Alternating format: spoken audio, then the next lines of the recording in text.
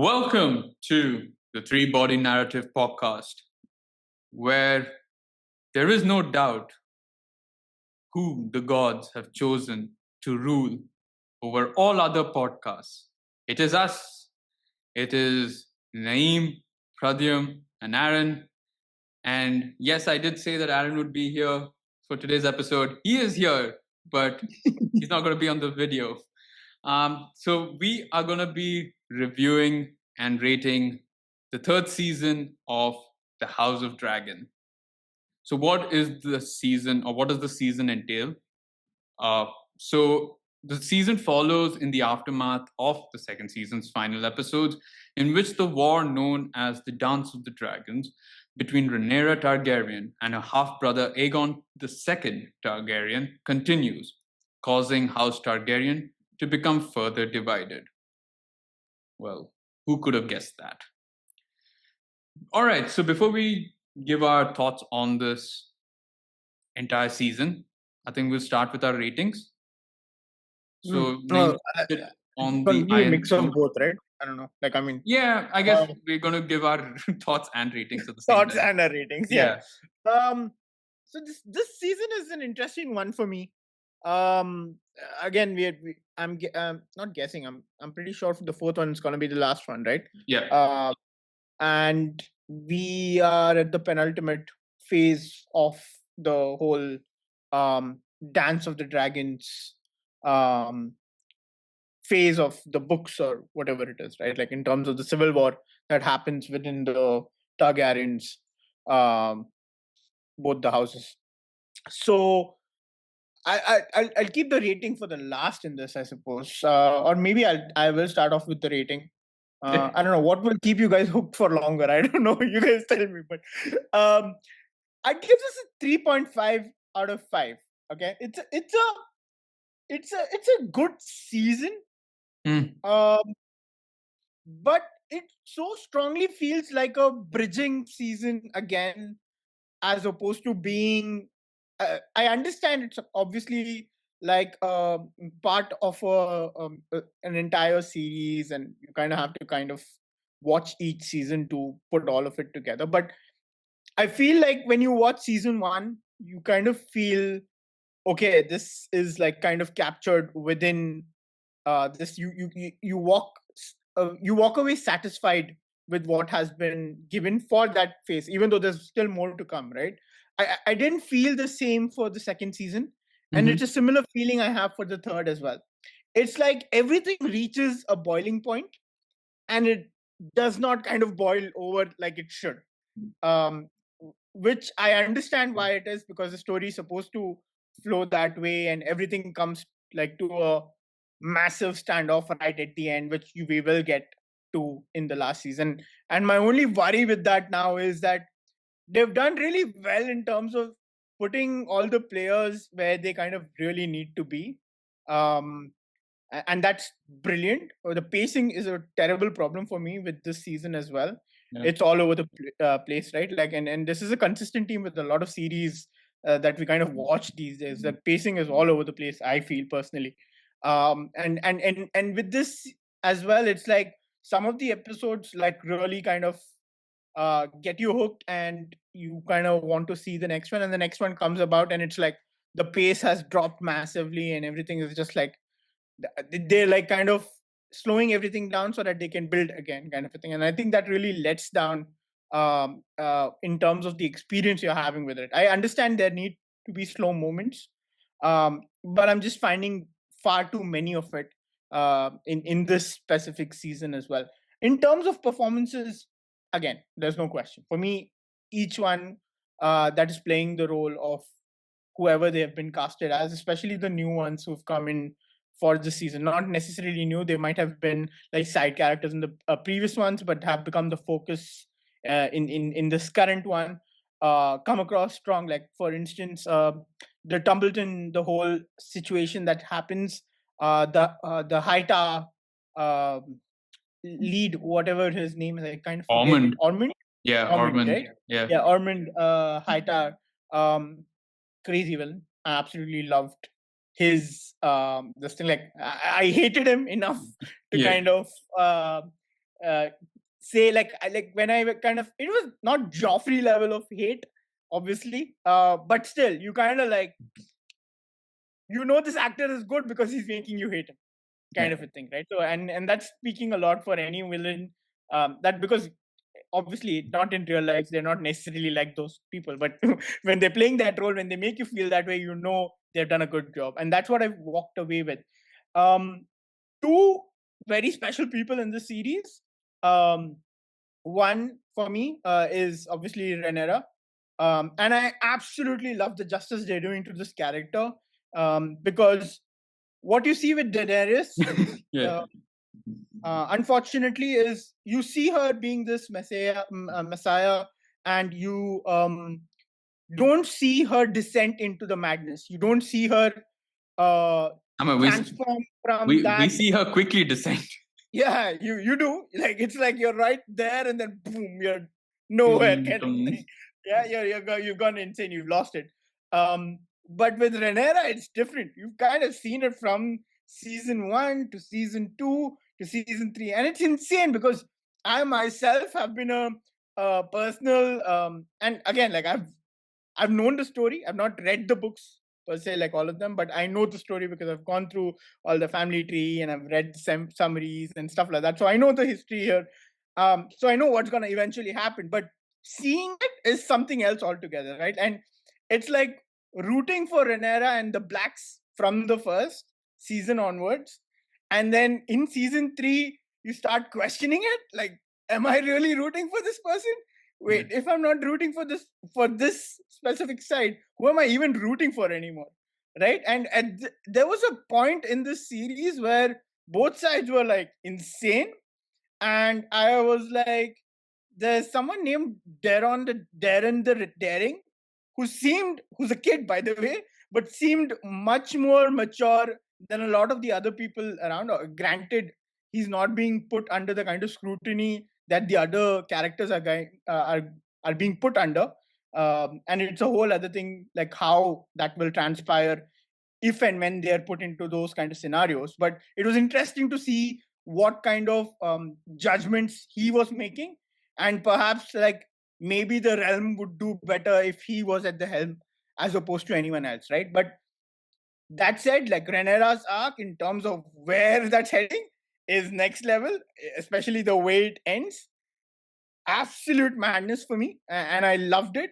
But along with Renera's was Aegon the Second's arc in this, right? Like, uh, I will not say that he's switched over to being the good this thing, but somehow he's done enough for me to feel at this point in time maybe he is better at the helm than Renera being there, and that's saying a lot.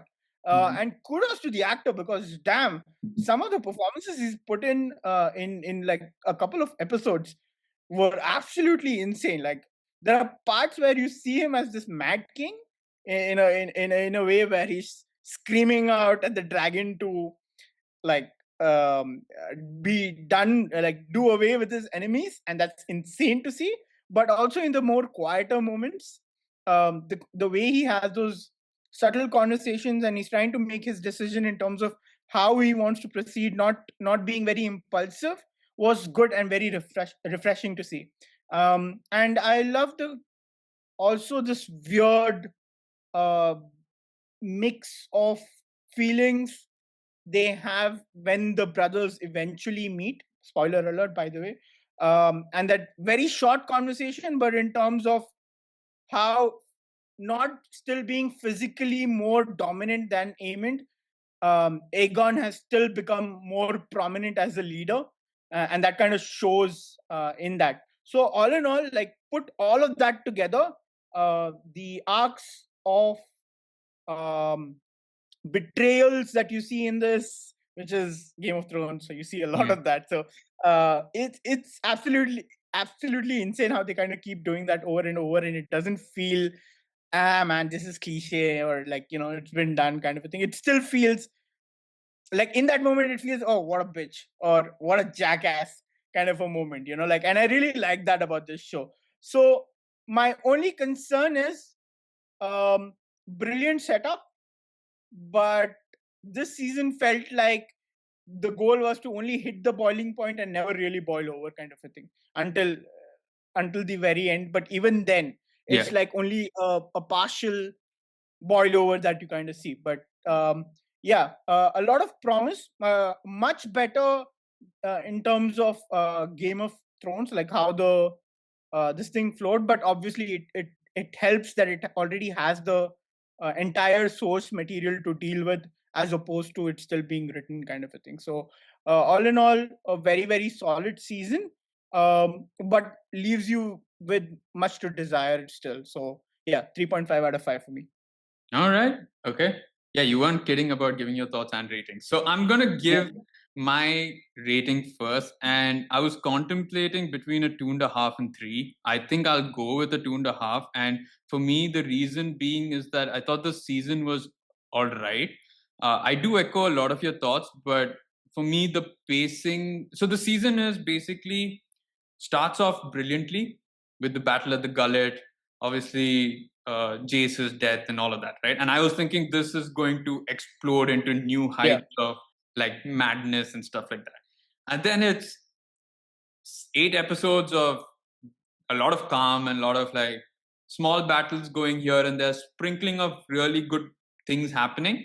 And then at the end is the final battle, which is another fun one, right?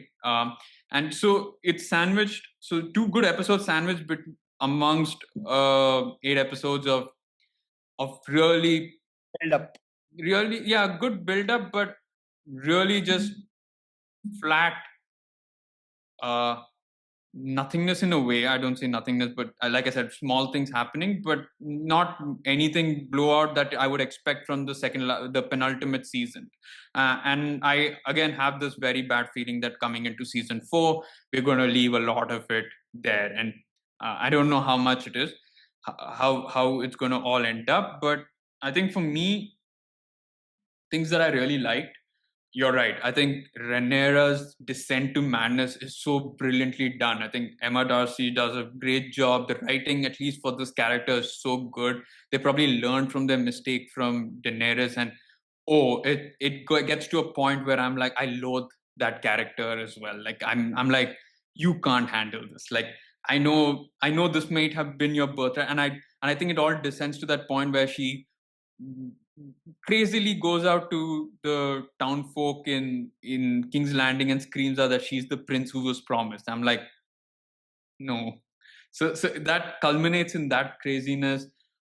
You bring to the point, yes, like I think Aegon, you don't really see him turn to a good side. I still don't think Aegon's a good king or anything, but there were points where I felt for him, especially I think when he goes and sees Sunfire again, and then that touching moment was there, and even that descent to madness when he's screaming at Sunfire burning his enemies.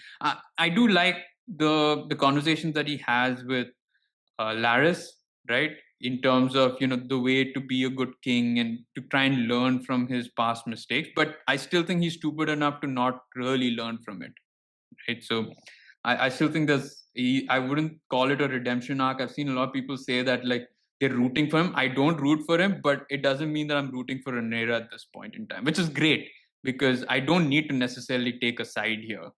Um, True.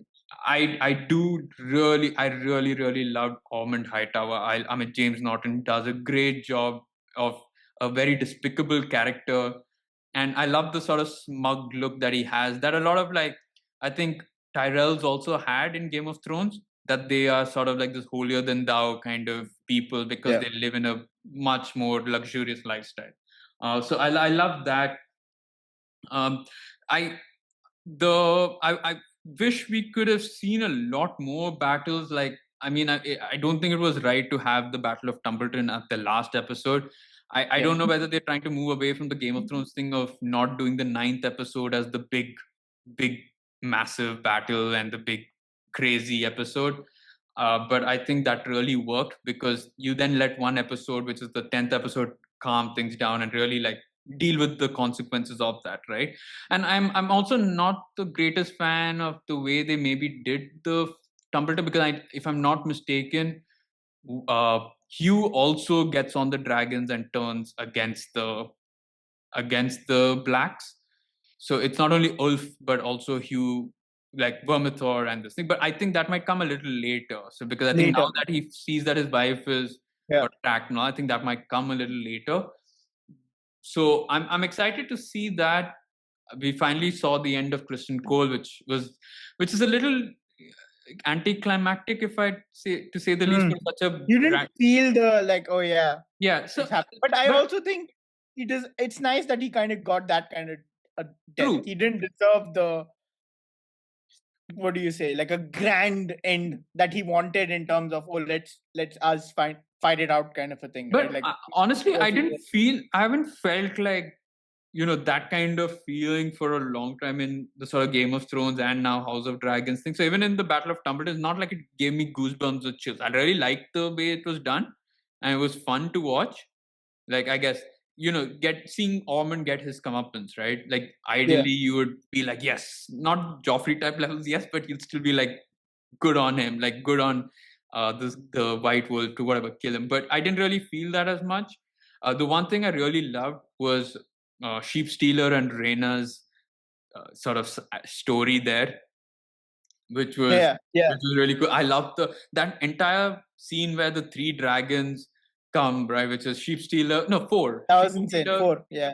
Caraxes, Silverwing. No, I don't know what the other guy's was, and hers is Vermax, I think, or something like that. I think. Vermax. Yeah. Yeah. So I think that was really tense because Max. yeah, Max. Do. But no, so that was really tense because I didn't know which way they were going to go because they've obviously there is a change in the Sheep Stealer story where they've kind of Rhaena's take in according to the books it's Nettles and Rhaena, they've kind of merged that and had Sheep Stealer part of uh, the main story. yeah. So I thought they were going to do something different, but I'm glad Sheep Stealer went away because it's not his fault. He's just a wild dragon. Poor thing. I really that's one moment I really felt. Obviously, with pets, almost like pets, but still the way he was also kind of you abandoned him at the point where he needed the most, I suppose.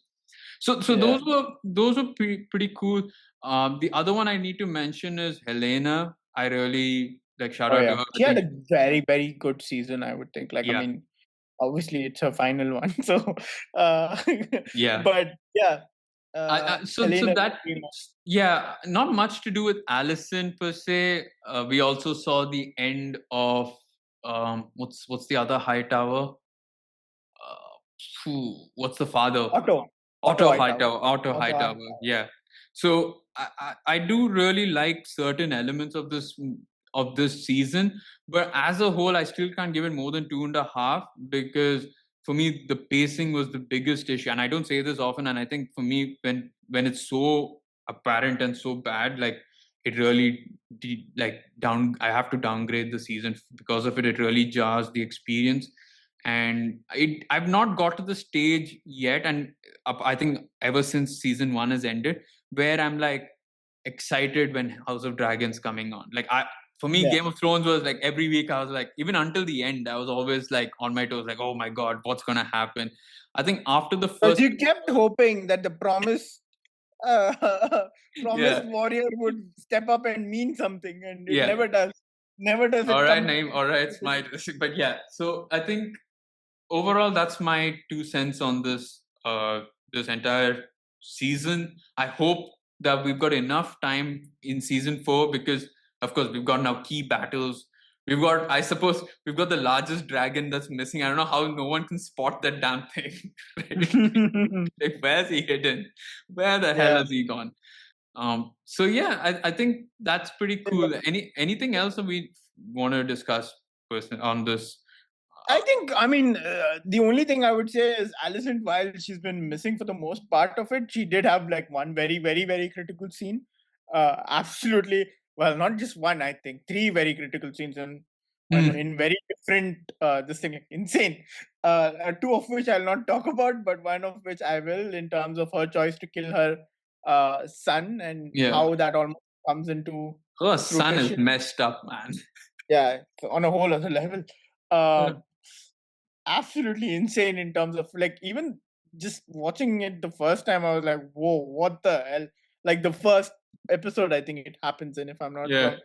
I was like, yeah, I'm used to the Targaryen thing, but this is something else altogether. It's not Like, right. Yeah. at least the Targaryens are like this mix of Targaryen and Hightower is getting weird for me, like on a whole other level, kind of a Yeah. thing. So this is insane from that perspective.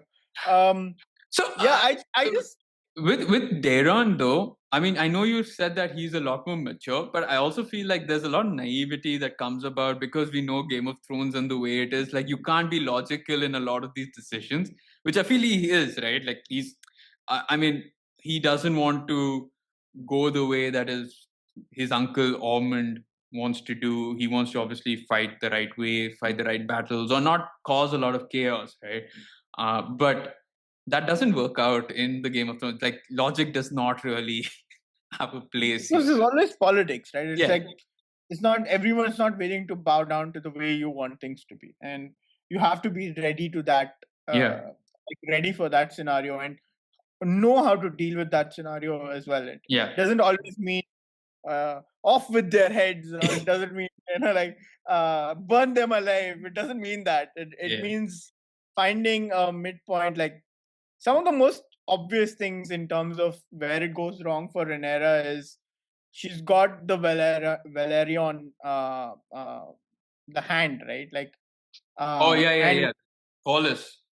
I'm sorry, like you might have doubters on your side, but whilst that those doubters have whilst that those doubters have remained right from the start, someone has been by your side for the most part, right? And he's helped put you where you are. So this is not a time to kind of turn your backs on those people at the very least. Like you Yeah. need them in the long haul. So I think supporting their claim for uh, legitimacy in that this thing was not wrong whatsoever, Like, what is it especially going with to do? Like, everything. yeah, I Yeah, know yeah. exactly. And anyway, you're gonna be a queen who's gonna be like the authoritarian and like call her shots. It's going to be your way and stuff like that, or you're gonna burn them alive anyway. So you might as well like at least keep the people who are already on your side on your side. Yeah. Don't unnecessarily create more problems for yourselves. And that's what she does. It's her lack of willingness to go ahead with what she promises or what she shows she's capable of, which puts doubts into the people who are supporting her as well, right?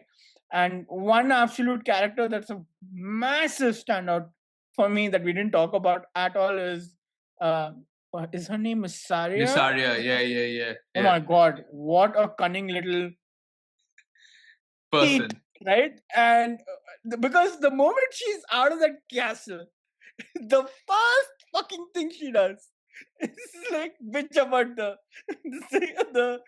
queen. And I'm like, oh my god, dude, that is like she couldn't even wait to be out of the castle doors, like the main area. Yeah, yeah, yeah. She, Just the down the entrance steps she's and up, she's like, she's I'm like, done. yeah, I'm done. Like, yeah, this is. yeah. She's switched over like that. That was insane. Yeah. Um, and also like very subtle moments. Again, I'm dragging it too long, but just like Damon has Hmm. been for me one of the standout characters right from the start. Okay, and he's been this guy who's kind of largely stood like this guy is clear in terms of what he wants, how he wants it, and stuff. He's the only one who's not wavered in Yeah. terms of their this thing, right? Like what they want or what there's no confusion with this Yeah. person. But for the first time, right at the end, when he sees in person, and he's seen a lot of wars, but I think he's never seen this kind of siege on a village or a town Mm, where I, innocents are being. yeah, but I think no. For me, it's more like you've not been on the ground. You've got a dragon that flies overhead and just burns No, shit but up. no. So with him, with Damon, he's been on the ground. He is one of the more prominent Uh, figures on the battlefield. So it's not that he's not been exposed to the horrors of war, but I think the only difference is they've never laid siege to a town where there are people living in there, kind of a thing. It's always been an out and out war where you've kind of been on the battlefields as opposed to infiltrating yeah, like maybe. towns to kind of take like go out and have this kind of. And obviously it's an echo of what you see in uh, Daenerys's descent to madness in that last or second last penultimate episode Yeah, of Game of Thrones, where she burns people alive regardless of who it is. It's the same kind of thing with that happens with Ulf or whatever his name yeah, was. And I liked seeing that there's not too much time they spend with him on that front, but even the bits and pieces they kind of show of him, you see him realize the horrors, and you see this is going to have an impact. At least I think it's going to yeah. have an And impact on him I uh, I in a very guess different so. For me, the standout Damon moment was when he found out that Reyna was the one that had killed Jace, and I feel manner. like that's finally like he showed his more paternal instincts there to kind of help her out, right? And he acknowledged the fact that he wasn't there for her, and I think the loyalty towards Rhaenyra faltered slightly there and became more towards as well. And I like that kind of those moments because that showed a more human side to Damon. But you're right. I think out of everybody, yeah, Damon knows exactly what he wants. Like he's like, Yeah. we are fucking Targaryens. We've got dragons. Let's just, I mean, we can rule the world here. Like, why are Yeah. we? Why No, are we? and we want to conquer somewhere else. We can take our freaking dragons and go conquer that place and come. Correct. And I do think, like in his again, not about conquering. I don't think that's the right thing to do. But I think his approach of dealing with the situation they have at hand Yeah. is the most reliable solution. You don't have an in-house solution for what it is unless and until you can play the waiting game. But Yeah. considering the kind of situation you've been put into, you don't have the what do you say, the comfort or the this thing of time. What is the word I'm looking for? What? Nonetheless, but like they say, you don't have that thing of Luxury time. of time. Luxury of time. Yeah, Yeah. luxury of time. And to that point, like the kind of suggestions he makes, while they're extreme, make complete sense. Like you go lay siege to Dawn or whatever with your dragons, and they've got shitloads of money, and you guys like you take a lot of it and you bring it back, right? Like again, limiting all of this to the show, Yeah. not the real world, guys. I'm not okay with any of this in the real world, but in this show, it makes complete sense. Like that's a solution, Yeah. and he's giving it to you, and I you love the have fact that he goes to the whale and has to basically beg for or plead for yeah, money from the Aaron of Wales, so or like the Lord of Wales. yeah, So that was Lady Aaron of the Whale. I think that's what she was. Yeah. So overall, yeah, I think there were moments there that really kind of made you feel like you were watching Game of Thrones slash House of the yeah, Dragon. yeah, yeah, But it, I'm just like, I don't know whether it's a budgeting issue or what it is that maybe they didn't want to spend too much on creating too many sets for too many battles at this point. But that's just leaving you yeah. with one last season where you have to tie up a lot of ends, right? Because Yeah, and we've seen like so many times before, right? Like when you leave so much for it it doesn't for work. of the story to be covered right at the end, it doesn't. You don't have enough time to, because again, you will have a specific limited budget for that season, and then more often than not, it's always about limiting it to a certain number of episodes, Yeah. and they can't do justice to the source material. What I'm hoping here is they already have all of the source material to deal with. They know what it was right from the start, and even if I'm to see, there's not really, like if you think about it, there's not much left.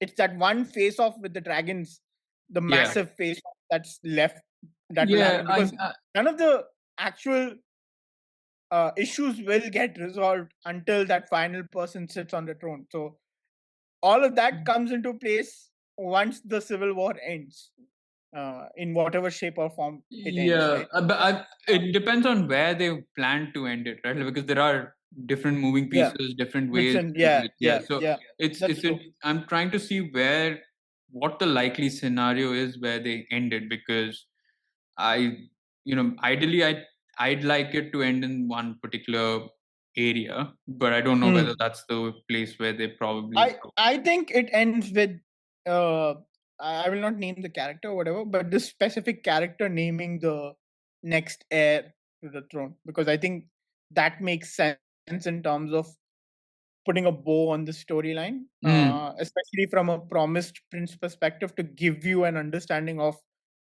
where the bloodline actually comes from and how that aligns with the prophecy and stuff like that, Yeah. while also putting a full stop or a good end to this actual story that we've Yeah. kind of seen. Yeah. You're I was mixing both thinking, together. I was thinking on the same lines. So yeah. Hmm. Cool. All right. So I guess that's our review and thoughts on the House of Dragon season 3. Don't forget to hit the like button, share with friends and family, support us on YouTube, Instagram. We're doing a lot more fun stuff as well on a daily basis. So check that out. Yeah, and let us know what your thoughts were on House of the Dragon, whether you liked it, whether you are also apprehensive about the final season, where would your rating land? And we'll catch you all on our next episode. Until then, you stay safe and see you. Bye bye.